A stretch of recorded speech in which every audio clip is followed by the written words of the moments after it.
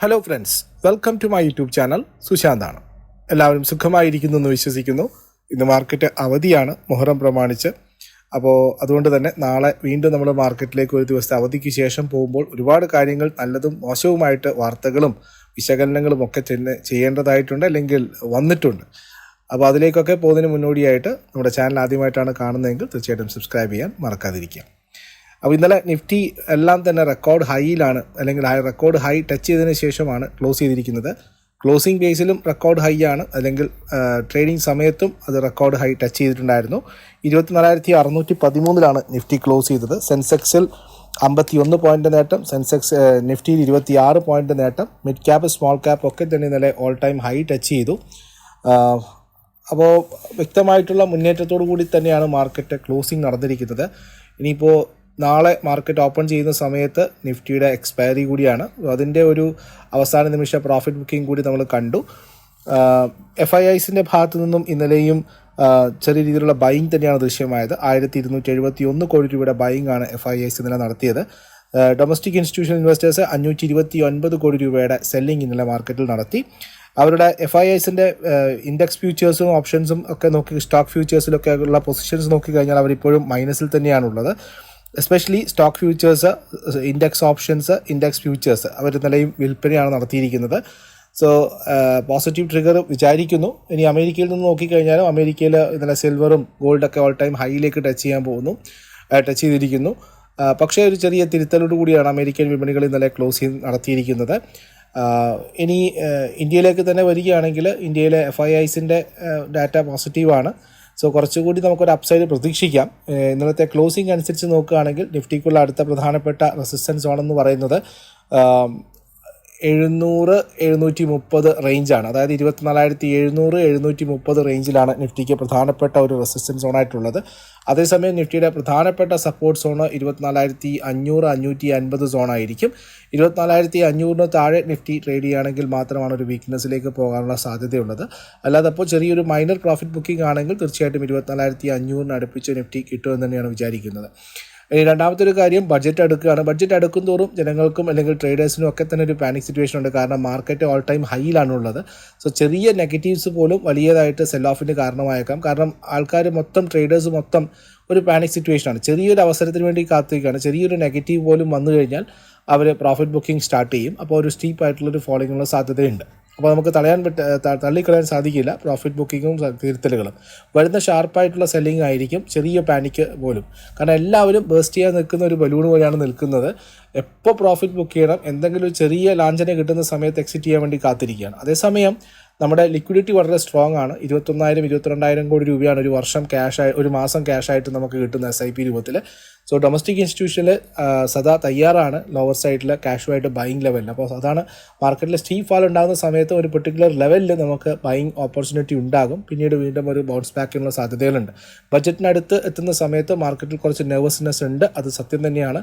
പല സെക്ടേഴ്സിനെ സംബന്ധിച്ചിട്ടും capital gain tax, സെബിയുടെ ഭാഗത്തുള്ള നിർദ്ദേശങ്ങൾ, അങ്ങനെ പലതുമായിട്ട് ബന്ധപ്പെട്ടിട്ട് ട്രേഡേഴ്സിൻ്റെ ഇടയിലൊരു ചെറിയ പ്രശ്നങ്ങൾ. പക്ഷേ ലോങ് ടേം ഇൻവെസ്റ്റേഴ്സിനെ സംബന്ധിച്ചിട്ട് ഇപ്പോഴും ലോങ് ടേം ട്രെൻഡ് മാർക്കറ്റിൻ്റെ ബുള്ളിഷ് ആയതുകൊണ്ട് അവരെ സംബന്ധിച്ചില്ല. പക്ഷേ ട്രേഡിംഗ് പൊസിഷനാണ് കൂടുതൽ മാർക്കറ്റിലുള്ളത് കൊണ്ട് തന്നെ ഫാളിംഗ് സൈഡ് വരികയാണെങ്കിൽ, പ്രോഫിറ്റ് ബുക്കിംഗ് വരികയാണെങ്കിൽ ഒരു ഫോളിനുള്ള സാധ്യത നമുക്ക് തള്ളിക്കളയാൻ സാധിക്കില്ല. അപ്പോൾ ഇനി വളരെ കോഷ്യസ് ആയിട്ട് മൂവ് ചെയ്യേണ്ട അവസ്ഥയാണ് മാർക്കറ്റിലുള്ളത്.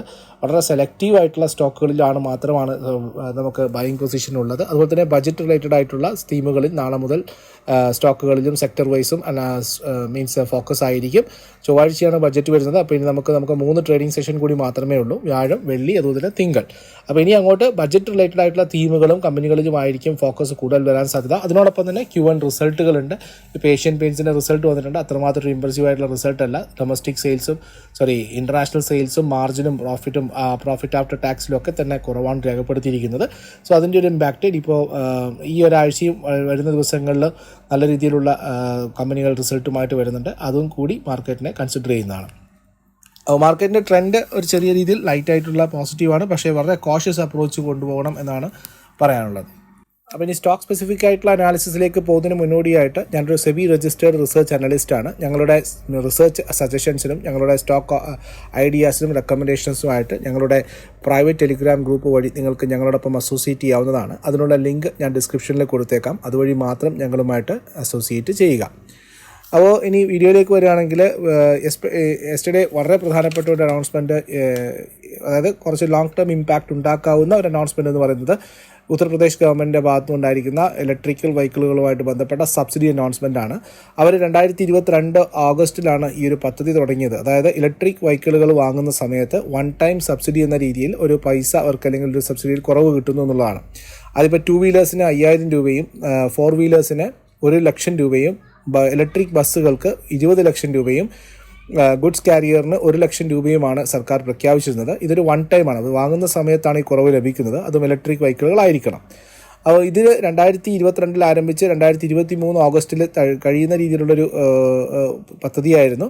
പക്ഷേ അതിൻ്റെ ഒരു എക്സ്റ്റൻഷൻ 2027 വരെ കിട്ടിയിരിക്കുന്നു. 2027 വരെ ഈ പദ്ധതികൾ തുടരുമെന്നാണ്. പക്ഷേ അതേസമയം 3 വീലേഴ്സിനുള്ള ഈ പറയുന്ന സബ്സിഡി അവർ കണ്ടിന്യൂ ചെയ്യുന്നില്ല എന്ന് പറഞ്ഞു. അപ്പോൾ കൂടുതലായിട്ടും അവർ 2 വീലേഴ്സ് 4 വീലേഴ്സ് ബസ് അതുപോലെ തന്നെ ഗുഡ്സ് കാരിയറിലാണ് കോൺസെൻട്രേറ്റ് ചെയ്യുന്നത്. പ്രധാനമായിട്ടും കൂടുതൽ വോളിയം നടക്കുന്ന 2 വീലേഴ്സ് 4 വീലേഴ്സുകളിലാണ് അവർ കോൺസെൻട്രേറ്റ് ചെയ്യുന്നത്.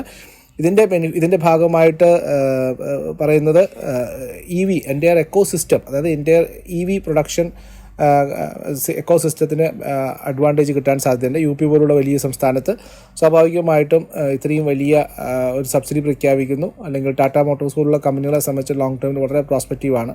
അതുതന്നെ ഈ പറയുന്ന ഇലക്ട്രിക് ബാറ്ററികൾ ഉണ്ടാക്കുന്ന കമ്പനികൾ അല്ലെങ്കിൽ അത് ഇതുമായിട്ട് ബന്ധപ്പെട്ടില്ല EVയുമായിട്ട് ബന്ധപ്പെട്ട മൊത്തം എക്കോസിസ്റ്റത്തിനും പോസിറ്റീവായിട്ട് ഭവിക്കുന്ന ഒരു തീരുമാനം തന്നെയാണ് ഈ UP ഗവൺമെൻറ്റിൻ്റെ ഭാഗത്ത് വന്നിരിക്കുന്ന ഈ ഒരു തീരുമാനം.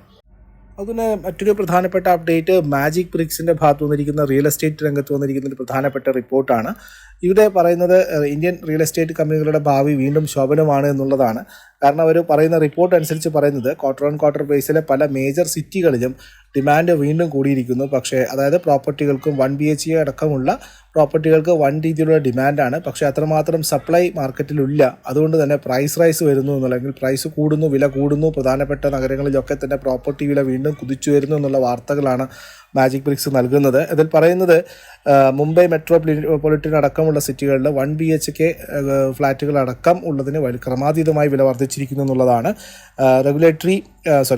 ഗുരുഗ്രാവ്, ഡൽഹിയിലാണെങ്കിൽ ഗുർഗാവ് ഗ്രേറ്റർ നോയിഡ പോലുള്ള സ്ഥലങ്ങളിലും പ്രധാനപ്പെട്ട വർധനവ് കാണിക്കുന്നു. അതായത് അവർ പറഞ്ഞിരിക്കുന്നത് പ്രകാരം ഡൽഹിയിൽ അല്ലെങ്കിൽ നോയിഡയിൽ 16.4% ഡിമാൻഡ് വർധനവാണ് ഉണ്ടായിരിക്കുന്നത്. അതേസമയം വെറും സപ്ലൈ വർദ്ധിച്ചിരിക്കുന്ന വെറും 7.3%. ഗ്രേറ്റർ നോയിഡ നോക്കിക്കഴിഞ്ഞാലും 15.8% ഡിമാൻഡ് വർധനവ് ഉണ്ടാകുന്ന സമയത്ത് 13.8% മാത്രമാണ് സപ്ലൈ വർദ്ധിച്ചിരിക്കുന്നത്. ചെന്നൈ നോക്കിക്കഴിഞ്ഞാൽ 11.9%. ചെന്നൈയിൽ 11.9% ഡിമാൻഡ് വർദ്ധിച്ചപ്പോൾ വെറും സപ്ലൈ വർദ്ധിച്ചിരിക്കുന്നത് 2.5%. ഇനി മുംബൈ നോക്കിക്കഴിഞ്ഞാലും 6.7% ഡിമാൻഡും 5.3% മാത്രമാണ് സപ്ലൈ വർദ്ധിപ്പിച്ചിരിക്കുന്നത്. താനെയാണ് ഇതിൽ എക്സെപ്ഷനായി നിൽക്കുന്നത്. ബോംബെയിൽ തന്നെയുള്ള താനെയിൽ 2.1% ഡിമാൻഡ് വർദ്ധിച്ചപ്പോൾ 15% സപ്ലൈ വർദ്ധിച്ചിരിക്കുന്നത്. അതായത് പ്രോപ്പർട്ടി വിലയിൽ അവിടെ ചെറിയ നേരിയ വർധനവ് മാത്രമേ ഉള്ളൂ. 15% സപ്ലൈ വർദ്ധിച്ചപ്പോൾ വെറും 2.1% ഡിമാൻഡിൽ വർധനവ് ഉണ്ടായിരിക്കുന്നത്. അതേസമയം പ്രൈസ് റൈസ് നോക്കിക്കഴിഞ്ഞാൽ താനെയിൽ വലിയ രീതിയിലുള്ള പ്രൈസ് റൈസ് വന്നിട്ടില്ല. നോയിഡയിൽ 7%, ഗുർഗാവിൽ 7%, കൊൽക്കത്തയിൽ 3 മുതൽ 4%, ബാംഗ്ലൂരിൽ 3%, താനെ 0.7% മാത്രമാണ് വർദ്ധിച്ചിരിക്കുന്നത്. അപ്പോൾ ഇതൊരു റിയൽ എസ്റ്റേറ്റിൻ്റെ അടുത്ത ഒരു വർഷത്തേക്കുള്ള ഒരു ഔട്ട്ലുക്ക് കൂടി അല്ലെങ്കിൽ 1-2 ക്വാർട്ടറുകൾ കൂടി നമുക്ക് നോക്കുന്നതാണ്. പ്രത്യേകിച്ചും ഇന്ന് കർണാടക ഗവൺമെൻറ് ഭാഗത്ത് വന്നിരിക്കുന്ന ഒരു ബില്ലുമായിട്ട് ബന്ധപ്പെട്ട ചർച്ചകൾ നടക്കുന്നുണ്ട്. അവിടെ പ്രോപ്പർട്ടി ബേസ്ഡ് ആയിട്ടുള്ള പ്രത്യേകിച്ച് ഇങ്ങനെയുള്ള കമ്പനികളൊക്കെ തന്നെ മറ്റൊരു സംസ്ഥാനങ്ങളിലേക്ക് ഷിഫ്റ്റ് ചെയ്യാനുള്ള സാധ്യതകൾ നമുക്ക് പ്രധാനപ്പെട്ട IT മേഖലകളിൽ വർക്ക് ചെയ്യുന്നവരും ഒക്കെ തന്നെ ഹൈദരാബാദ് അല്ലെങ്കിൽ തമിഴ്നാട് പോലുള്ള സംസ്ഥാനങ്ങളിലേക്ക് മാറാൻ സാധ്യതയുണ്ട്. അങ്ങനെയുള്ള സമയത്ത് ഈ മേഖലയിൽ വർക്ക് ചെയ്യുന്ന പ്രോപ്പർട്ടി റിയൽ എസ്റ്റേറ്റ് ബിൽഡേഴ്സിനെ സംബന്ധിച്ചിട്ട് വളരെയേറെ നെഗറ്റീവായിട്ട് ബാധിക്കുന്ന ഒരു കാര്യം കൂടിയാണ്. കാരണം ഇങ്ങനെയുള്ള സ്വദേശീവൽക്കരണം നടപ്പിലാക്കുകയാണെങ്കിൽ സംസ്ഥാനത്തുള്ള ആൾക്കാർക്ക് കൂടുതൽ പ്രൊട്ടക്ഷൻ എന്ന രീതിയിൽ കൊടുക്കുകയാണെങ്കിൽ സ്വാഭാവികമായിട്ട് ആൾക്കാർ മറ്റു സംസ്ഥാനങ്ങളിലേക്ക് മൈഗ്രേറ്റ് ചെയ്ത് പോകാനുള്ള സാധ്യതകളുണ്ട്. അപ്പോൾ അത് ഏറ്റവും കൂടുതൽ ബാധിക്കുന്ന ഒരു മേഖല എന്ന് പറയുന്നത് റിയൽ എസ്റ്റേറ്റ് തന്നെയായിരിക്കും. അപ്പോൾ അതിനൊക്കെ വരുന്നതിന് മുമ്പുള്ള ഒരു റിപ്പോർട്ട് കൂടിയാണിത്. തിങ്കളാഴ്ച ബാംഗ്ലൂർ ബേസ്ഡ് അല്ലെങ്കിൽ സൗത്ത് ബേസ്ഡ് ആയിട്ടുള്ള റിയൽ എസ്റ്റേറ്റ് കമ്പനി, പ്രത്യേകിച്ചും ബാംഗ്ലൂർ ബേസ്ഡ് ആയിട്ടുള്ള റിയൽ എസ്റ്റേറ്റ് കമ്പനികളുടെ മാർക്കറ്റിലൊരു ഫോളോ രേഖപ്പെടുത്താൻ സാധ്യതയുണ്ട്. പ്രത്യേകിച്ചും IT പോലുള്ള മേഖലകളിൽ കൂടുതൽ ആൾക്കാർ വർക്ക് ചെയ്യുന്നു, മറ്റു അനുബന്ധ മേഖലകളിലുമുള്ള ആൾക്കാർ ഇവിടെ വർക്ക് ചെയ്യുന്നു എന്നുള്ളത് കൊണ്ട് തന്നെ സൊമാറ്റോ, സ്വിഗ്ഗി പോലുള്ള കമ്പനികൾക്കൊക്കെ തന്നെ നെഗറ്റീവാണ്. ഇത്രയും വലിയൊരു പോപ്പുലേഷൻ ഉൾക്കൊള്ളുന്ന ഒരു സിറ്റിയിൽ നിന്നും ആളുകൾ മൈഗ്രേറ്റ് ചെയ്യുകയാണെങ്കിൽ സ്വാഭാവികമായിട്ടും അത് ഇങ്ങനെയുള്ള മൾട്ടിനാഷണൽ കമ്പനികളെയും റിയൽ എസ്റ്റേറ്റ് കമ്പനികളെയും എല്ലാ ബിസിനസ് ഓപ്പറേഷൻസ് ബേസ്ഡ് ആയിട്ടുള്ള കമ്പനികളെയും ബാധിക്കുന്നതാണ് എന്നുള്ള കാര്യത്തിൽ സംശയമില്ല. പിന്നെ വീണ്ടും ഒരു നെഗറ്റീവ് ഫിഗർ നമ്മൾ ഇൻഫ്ലേഷനെ ചുറ്റിപ്പറ്റി തന്നെയാണ് നിൽക്കുന്നത്. കാരണം ഇന്നലെ വന്നിരിക്കുന്ന എക്കണോമിസ്റ്റുകളുടെ ഒരു ഡാറ്റ പ്രകാരം പറയുന്നത് Q2 ഡിമാൻഡ്, Q2 ഇൻഫ്ലേഷൻ, അതായത് നമ്മുടെ രണ്ടാം പാദത്തിൽ വരാൻ പോകുന്ന ഇൻഫ്ലേഷൻ, അതായത് ജൂൺ കഴിഞ്ഞു ജൂലൈ, ഓഗസ്റ്റ്, സെപ്റ്റംബർ മാസങ്ങളിൽ വരാൻ പോകുന്ന ഇൻഫ്ലേഷൻ RBI എക്സ്പെക്റ്റേഷനേക്കാൾ മുകളിൽ വരും എന്നുള്ളതാണ്. 50 ബേസിസ് പോയിന്റിനെങ്കിലും 0.5% മുകളിലേക്ക് വരാനുള്ള സാധ്യതകൾ. കാരണം ഉയർന്നു നിൽക്കുന്ന ഫുഡ് പ്രൈസസ് വീണ്ടും ഇൻഫ്ലേഷനെ മുകളിലേക്ക് തന്നെ കൊണ്ടുപോകും എന്നുള്ള വാർത്തയാണ്. ഇത് മാർക്കറ്റിനെ സംബന്ധിച്ചിട്ട് ഞാൻ ആദ്യമേ പറയുന്നതാണ്, അടുത്ത ഒരു വർഷം മാർക്കറ്റിനെ ഹോൾഡ് ചെയ്യാൻ പോകുന്ന ഒരു പ്രധാനപ്പെട്ട കാര്യം ഇൻഫ്ലേഷനാണ്. അതിൽ ഫുഡ് ഇൻഫ്ലേഷനാണ്. നമ്മൾ ഓൾറെഡി ഡബിളിന് മുകളിലാണ് നിൽക്കുന്നത്. 4.3, 4.4% ഉണ്ടായിരുന്ന ഫുഡ് ഇൻഫ്ലേഷൻ ഇപ്പോൾ 9.2 വന്നിരിക്കുന്നു. ഓവറോൾ ഇൻഫ്ലേഷൻ ഓക്കെ അണ്ടർ കൺട്രോളാണ് സ്റ്റിൽ. എങ്കിലും ഫുഡ് ഇൻഫ്ലേഷൻ ഇങ്ങനെ അല്ലെങ്കിൽ ഫുഡ് പ്രൈസസ് എലിവേറ്റ് ചെയ്ത് നിൽക്കുന്നത് സ്വാഭാവികമായിട്ടും മൊത്തം ഇൻഫ്ലേഷനെ മുകളിലോട്ട് കൊണ്ടുവരാൻ സാധ്യതയുണ്ട്. അപ്പം ഈ വാർത്തകൾ അതിനെ സ്വാധീനിക്കുന്നതാണ്. അപ്പോൾ അതുകൊണ്ട് തന്നെ നമ്മളൊരു ഇതൊക്കെ കൂട്ടിച്ചേർത്ത് വായിക്കുമ്പോൾ ബജറ്റ് വരാൻ പോകുന്നു, ഇൻഫ്ലേഷൻ ഹൈ ടാർഗറ്റ് ചെയ്യുന്നു. ഇത് മാർക്കറ്റിനെ സംബന്ധിച്ചിട്ട് ഓക്കെ അത്രമാത്രം ഒരു കണ്ടീഷനല്ല. അതുകൊണ്ട് തന്നെയാണ് നമ്മളെപ്പോഴും ഈ പറയുന്ന പ്രോഫിറ്റിലുള്ള പൊസിഷൻസ് കുറച്ച് പ്രോഫിറ്റ് ബുക്ക് ചെയ്ത് മാറി ഇരിക്കുന്നതുകൊണ്ട് പ്രശ്നമില്ല. കാരണം ഇനി അങ്ങോട്ട് മാർക്കറ്റ് അപ്സൈഡിലേക്ക് പോയാൽ പോലും നമുക്ക് വാങ്ങാനുള്ള ഓപ്ഷനുണ്ട്. പക്ഷേ കിട്ടിയ പ്രോഫിറ്റ് കളയരുതെന്നുള്ള ഒരു ഓപ്ഷൻ കൂടി ഞാൻ മുന്നോട്ട് വയ്ക്കുന്നു. അതിന് പുറമെ മറ്റൊരു കാര്യം IMF ഇന്ത്യയുടെ GDP ഫോർകാസ്റ്റ് 20 ബേസിസ് പോയിന്റ് കൂട്ടി 7% കൊണ്ടുവന്നിരിക്കുന്നു. അതൊരു ഇന്ത്യയെ സംബന്ധിച്ചിട്ട് പോസിറ്റീവായിട്ടുള്ള കാര്യം തന്നെയാണ്. പിന്നെ മറ്റൊരു പ്രധാനപ്പെട്ട വാർത്ത വന്നിരിക്കുന്നത് സെബിയുടെ ഭാഗത്താണ്. സെബിയുടെ ഭാഗത്തു നിന്നും പുതിയൊരു അസറ്റ് ക്ലാസ് കൊണ്ടുവരാൻ ശ്രമിച്ചിരിക്കുന്നു സെബി എന്നുള്ളത്. ഇത് കുറേ ആൾക്കാർക്ക് ഒരു ആശ്വാസകരമായിട്ടുള്ള കാര്യമാണ്. കാരണം ഒരുപാട് ആൾക്കാർ PMS ഹോൾഡേഴ്സ്, അതായത് രജിസ്റ്റേർഡ് അല്ലാത്ത PMS ഹോൾഡേഴ്സിൻ്റെ അടുത്ത് അവരുടെ ഫണ്ടുകൾ കൊടുത്തും ഫണ്ട് മാനേജ്മെൻറ്റ് നടത്തുന്നുണ്ട്. ഇപ്പോഴത്തെ നിയമപ്രകാരം, സെബിയുടെ നിയമപ്രകാരം PMS ഹോൾഡിങ്ങിന് 50 ലക്ഷം എങ്കിലും മിനിമം ഇൻവെസ്റ്റ്മെൻറ്റ് വേണം. അപ്പോഴാണ് ഇപ്പോൾ ഈ ഒരു സെക്ടർ വന്നിരിക്കുന്നത്. അല്ലെങ്കിൽ മ്യൂച്വൽ ഫണ്ടിന് 500 രൂപ മുതൽ നമുക്ക് സ്റ്റാർട്ട് ചെയ്യാം. അതേസമയം PMSന് 50 ലക്ഷം വേണം. അപ്പോൾ ഇതിനിടയിൽ ഒരു കാറ്റഗറി വേണം സാധാരണക്കാരന് ഇൻവെസ്റ്റ് ചെയ്യാനുള്ള അവസരത്തിന് വേണ്ടിയിട്ട്. ഒരു സാധാരണ ഇൻവെസ്റ്റ്മെൻറ്റ് ഓപ്പർച്യൂണിറ്റി വേണമെന്നുള്ളത് വളരെ കാലത്തെ ആവശ്യമായിരുന്നു. അപ്പോൾ സെബി ഇപ്പോൾ 10 ലക്ഷം മിനിമം രൂപ ഇൻവെസ്റ്റ് ചെയ്തുകൊണ്ട് നമുക്കൊരു പുതിയ അസറ്റ് ക്ലാസ് എന്ന രീതിയിലേക്ക് കൊണ്ടുവന്നിരിക്കുന്നു. 10 ലക്ഷം രൂപയിൽ പ്രധാനപ്പെട്ട കാര്യം എന്ന് വെച്ച് കഴിഞ്ഞാൽ മ്യൂച്വൽ ഫണ്ടുകൾക്ക് ഇപ്പോൾ ഡെറിവേറ്റീവ് പൊസിഷൻസ് എടുക്കാൻ പറ്റുന്ന, ഫ്യൂച്ചർ ആൻഡ് ഓപ്ഷൻസ് എടുക്കാൻ പറ്റുന്ന അവരുടെ ഹെഡ്ജിങ് പൊസിഷൻസ് മെയിൻറ്റെയിൻ ചെയ്യാൻ വേണ്ടിയിട്ടായിരുന്നു. പക്ഷേ ഇപ്പോൾ ഈ 10 ലക്ഷം രൂപയുടെ പുതിയ അസറ്റ് ക്ലാസ് എന്ന് പറയുന്ന സെബി കൊണ്ടുവരുന്ന പുതിയൊരു മേഖലയിലേക്ക് ആ 10 ലക്ഷം രൂപയിൽ നമുക്ക് ഡെറിവേറ്റീവ് എക്സ്പോഷർ എടുക്കാം എന്നുള്ളതാണ് കൂടുതൽ അറിയുന്ന വിവരം. 10 ലക്ഷം രൂപ മിനിമം ഇൻവെസ്റ്റ്മെൻറ്റ്, അതിലെന്ത് അസറ്റ് ക്ലാസ്സുകൾ വേണ്ടി നമുക്ക് ഉൾക്കൊള്ളിക്കാം. അതായത് 100% നമുക്ക് വേണമെങ്കിൽ അവരുടെ ഫുൾ എക്സ്പോഷർ 100% കൂടരുത്. അതേസമയം derivative exposure, future and options നമുക്ക് ഇതിൻ്റെ അകത്തേക്ക് വാങ്ങി വെക്കാം, ഈ ഒരു ഫണ്ടിലേക്ക് വാങ്ങാം എന്നുള്ളതാണ്. ഇതിൽ ലംസം എമൗണ്ടും അതുപോലെ തന്നെ SIP രീതിയിലും ഈ ഒരു ഫണ്ട് ക്രിയേറ്റ് ചെയ്യാമെന്നുള്ളതാണ് കാണിക്കുന്നത്. മൊത്തം പക്ഷേ 10 ലക്ഷം എന്ന് പറയുന്ന എമൗണ്ട് അതിൽ താഴരുത്. അതിലെ സാധനങ്ങളുടെ വില അല്ലെങ്കിൽ അതിൽ വാങ്ങിയിരിക്കുന്ന സ്റ്റോക്കുകളുടെയോ അല്ലെങ്കിൽ ഫണ്ടുകളുടെയോ വില കുറയുകയാണെങ്കിൽ മാത്രമാണ് 10 ലക്ഷത്തിൽ കുറയാൻ പറ്റുന്നത്. അല്ലെങ്കിൽ ഇൻവെസ്റ്റ്മെൻറ്റ് വാല്യൂ ഒരിക്കലും 10 ലക്ഷത്തിൽ കുറയരുത് എന്നുള്ള രീതിയും കൂടി കാണുന്നുണ്ട്. അപ്പോൾ മിനിമം 10 ലക്ഷം, പിന്നീട് അങ്ങോട്ട് സിസ്റ്റമാറ്റിക് ഇൻവെസ്റ്റ്മെൻറ്റ് പ്ലാനുകളായിട്ടോ അങ്ങനെ ആയിരിക്കാം ഉദ്ദേശിക്കുന്നത്. കൂടുതൽ വിവരങ്ങൾ വന്നുകൊണ്ടിരിക്കുന്നതേ ഉള്ളൂ. അപ്പോൾ സെബി എനിവേ ഒരു പുതിയ ഇൻവെസ്റ്റ്മെൻറ്റ് അസറ്റ് ക്ലാസ് കൊണ്ടുവന്നിരിക്കുന്നു. PMSും അതുപോലെ തന്നെ മ്യൂച്വൽ ഫണ്ടിനും ഇടയിൽ ഇതിനെ കൂടുതൽ ജനകീയമാക്കുക, ജനങ്ങളുടെ ഇടയിലേക്ക് എത്തിക്കുക എന്നുള്ള ഉദ്ദേശത്തിലായിരിക്കാം പുതിയൊരു അസറ്റ് ക്ലാസ് എന്ന രീതിയിൽ സെബി വന്നിരിക്കുന്നത്. ഇനി മറ്റൊരു പ്രധാനപ്പെട്ട വാർത്ത ടെലികോം സെക്ടറുമായിട്ട് ബന്ധപ്പെട്ടിട്ടാണ്. ഇന്നലെ ടെലികോം ഓഹരികളിലൊക്കെ തന്നെ ഇന്നലെ ഒരു പോസിറ്റീവ് മൊമെൻറ്റം കണ്ടു. കാരണം ഐഡിയ സുപ്രീം കോടതിയിൽ കൊടുത്തിരിക്കുന്ന ഒരു കേസിൽ അവരൊരു സുപ്രീം കോർട്ട് ഒരു സജഷൻ വന്നിരിക്കുന്നു. AGR കാൽക്കുലേഷൻ, അവരുടെ ഗവൺമെൻറ്റിന് കൊടുക്കാനുള്ള AGR കാൽക്കുലേഷൻ്റെ ഒരു റീകാൽക്കുലേഷൻ നടത്താം എന്നുള്ള രീതിയിലാണ്. അതായത് ഐഡിയക്ക് സംശയമുണ്ട് ഈ കാൽക്കുലേഷൻ എങ്ങനെ വരുന്നു, അതിൻ്റെ കാൽക്കുലേഷൻ ഒന്നുകൂടി വരണമെന്നുള്ളത്. സോ ആ കാൽക്കുലേഷൻ തിരുത്തി വീണ്ടും പുതിയ മെത്തേഡിൽ കാൽക്കുലേറ്റ് ചെയ്യണമെന്നുള്ളതിന് ഐഡിയയുടെ ഭാഗത്തു നിന്നും അല്ലെങ്കിൽ സുപ്രീം കോടതിൻ്റെ ഭാഗത്തു നിന്നും ഒരു ഫേവറിറ്റിസം വന്നിരിക്കുന്നു. അത് വീണ്ടും നടത്താൻ പറഞ്ഞിരിക്കുന്നു. അങ്ങനെ വരികയാണെങ്കിൽ ഒരു രീതിയിൽ ഉള്ള കുറവ് AGR കാൽക്കുലേഷനിൽ വന്നു കഴിഞ്ഞാൽ അത് കമ്പനിയെ സംബന്ധിച്ചിട്ട് ഡെറ്റ് വളരെയേറെ റെഡ്യൂസ് ചെയ്യാൻ സാധിക്കും. ഇപ്പോൾ 1 ലക്ഷം കോടിക്ക് മുകളിൽ അവർക്ക് കൊടുക്കാനുണ്ട്. അപ്പോൾ അത് നോക്കുകയാണെങ്കിൽ അത് ടെലികോം കമ്പനികളെ മറ്റുള്ള എല്ലാ ടെലികോം കമ്പനികളുടെയും AGR റവന്യൂവിൽ മാറ്റം വരും. അങ്ങനെ അതുകൊണ്ടാണ് ആ ഒരു ടെലികോം റവന്യൂ രംഗത്ത് അല്ലെങ്കിൽ ടെലികോം ഓഹരികളിൽ നല്ല രീതിയിലുള്ള മുന്നേറ്റം കാണാൻ സാധിച്ചത്. അപ്പോൾ ഞാൻ കൂടുതൽ വിവരങ്ങൾ ഉൾപ്പെടുത്തുന്നില്ല. അപ്പോൾ ഇതിവിടെ ഞാൻ എമിറ്റ് ചെയ്യാണ്. അപ്പോൾ മാർക്കറ്റ് നാളെയും ഒരു വളരെ കോഷ്യസ് അപ്രോച്ചാണ് നടക്കുന്നത്. ഒരു കുറച്ചുകൂടി അപ്സൈഡ് മാക്സിമം ഒരു 24,700 740 30 റേഞ്ചുകളിലെ റെസിസ്റ്റൻസ് ഫേസ് ചെയ്യാനുള്ള സാധ്യത വളരെ കൂടുതലാണ്. പിന്നെ ബജറ്റും Q1 റിസൾട്ടുകളുമാണ് മാർക്കറ്റിനെ പിടിച്ചു നിൽക്കുന്നത്. ഇന്നിപ്പോൾ വന്നിരിക്കുന്ന ഏഷ്യൻ പെയിൻറ്റ്സിൻ്റെ റിസൾട്ട്, ഇന്ന് L&T ഫിൻടോക്ക്, എൽക്കോൺ എഞ്ചിനീയറിംഗ്, ഹാത്വേ കേബിളൊക്കെയാണ് ഇന്ന് പ്രധാനപ്പെട്ട റിസൾട്ടുകളായിട്ടുള്ളത്. നാളെ വരാൻ പോകുന്ന പ്രധാനപ്പെട്ട റിസൾട്ടുകൾ എന്ന് പറയുന്നത് ഒന്ന് Infosys, L&T tech, Tata technology, Tata communication, Havells India, persistent system, Dalmia Bharat, Polycab, central bank, JSW infra. അതുപോലെ മിഡ് ക്യാപ് കമ്പനികളായിട്ടുള്ള Ceat, Tanla solutions, Grindwell, CIE automotive, Newgen software. Small cap കമ്പനികളായിട്ടുള്ള Gopal snacks, choice international, Sagar cement, Swaraj engine, Bharat Bijli, Shoppers Stop, Rallis India, South Indian bank, Mastek, premier explosive പോലുള്ള കമ്പനികളുണ്ട്.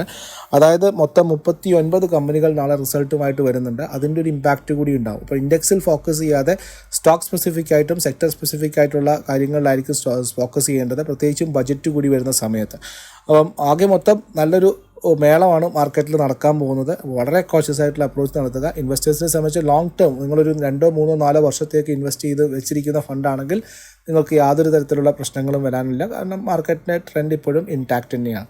പക്ഷേ നേരെ മറിച്ച് വളരെ short ടേമിലൊക്കെ fund commit ചെയ്തിട്ട് കിട്ടിയ പ്രോഫിറ്റ് വെച്ചിട്ട് വീണ്ടും കയറുമ്പോൾ ഒന്ന് കാത്തിരിക്കുന്നവരെ സംബന്ധിച്ചിട്ട് ചെറിയൊരു പ്രോഫിറ്റ് ബുക്കിംഗ് ഒക്കെ നടത്തി മാറ്റി വെച്ച് ഫണ്ടുമായിട്ട് നിൽക്കുക.